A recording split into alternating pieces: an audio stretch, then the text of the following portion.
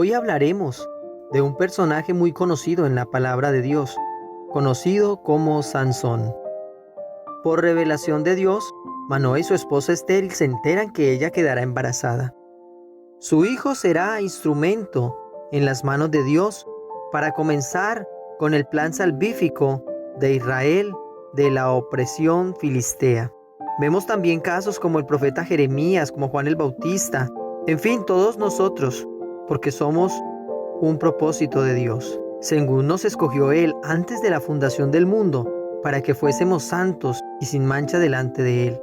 Efesios capítulo 1, el verso 4. Por esta razón, Sansón nació en el tiempo de Dios, en el tiempo perfecto, en el cual Dios tenía la misión para aquel joven, en la familia que correspondía y en la nación donde Dios quería que naciera. Fue ungido desde su adolescencia. Desde muy temprana edad, Dios ya había planeado lo que Sansón debería hacer. El término hebreo para niño en el pasaje de hoy es Nahar, que traduce también joven, juventud, y denota a un joven soltero, pero con edad para casarse. La palabra manifestarse viene de un término hebreo que significa impulsar, agitar. La bendición de Dios, el testimonio del Espíritu Santo y la unción estaban con él, lo que evidenciaba un propósito especial. Sansón experimentó el poder sobrenatural de Dios, y lo podemos ver ahí en el libro de Jueces, el capítulo 14, el verso 5 y el verso 6. Dice la palabra del Señor: y Sansón descendió con su padre y con su madre a Timnat, y cuando llegaron a las viñas de Timnat, he aquí un león joven que venía rugiendo hacia él. Y el espíritu de Jehová vino sobre Sansón, quien despedazó al león como quien despedaza a un cabrito, sin tener nada en su mano, y no declaró ni a su padre ni a su madre lo que había hecho. Imaginemos aquella experiencia que tuvo Sansón. Despedazó al león por el poder del Espíritu Santo, sin tener nada en su mano. Su gozo debió ser muy grande, porque cuando Dios nos usa con su poder, nuestro corazón se regocija, nuestro corazón aumenta nuestra confianza en Él. Pero lamentablemente Sansón descuidó su verdadera fuerza, que era la consagración. Sansón era nazareno. La palabra nazareno significa apartado, consagrado o nombrado como príncipe. Era dedicado a Dios y a su servicio. También implicaba el abstenerse, pues no tomaban vino, tampoco tomaban sidra, no podían comer cosa inmunda, es decir, los animales no permitidos por la ley. Sin duda este término nos hace reflexionar qué tan consagrado estamos a nuestro Dios en un mundo como el de hoy. Tiempo después, Sansón olvidó su propósito de vida, el cual consistía en salvar a Israel de los filisteos. Dios había expresado la razón del ser de Sansón. Sin embargo, con el paso de los años, él se acercaba a las mujeres del pueblo enemigo, hasta que llegó al valle de Sorek, cuyo nombre significa vino rojo, por las uvas rojas que allí se recogían, y el vino que se producía. Recordemos que el nazareno no podía tomar vino. Sin duda alguna, el ambiente en el valle de Sorek no era para Sansón. Y añade el texto que se enamoró de Dalila, cuyo nombre significa coqueta, veleidosa, antojadiza, ligera. Dios requiere de nuestra fidelidad. Dios requiere de la fidelidad de los que Él ha escogido. Sansón era una vasija útil en las manos de Dios, donde Dios quería depositar y había depositado de su gloria. El carácter sostiene la unción, como la vasija sostiene el aceite. La formación de un carácter fiel requiere tiempo, requiere formación, requiere estar a prueba e instruido.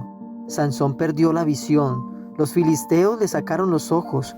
Eso lo podemos ver en Jueces capítulo 16, el verso 20 y 21. Y le dijo: Sansón, los filisteos sobre ti. Y luego que despertó del sueño, se dijo: esta vez saldré como las otras y me escaparé. Pero él no sabía que Jehová ya se había apartado de él. Mas los filisteos le echaron mano y le sacaron los ojos, y lo llevaron a Gaza, y le ataron con cadenas para que moliese en la cárcel. El resplandor de Dios en Sansón no pudo brillar como estaba planeado.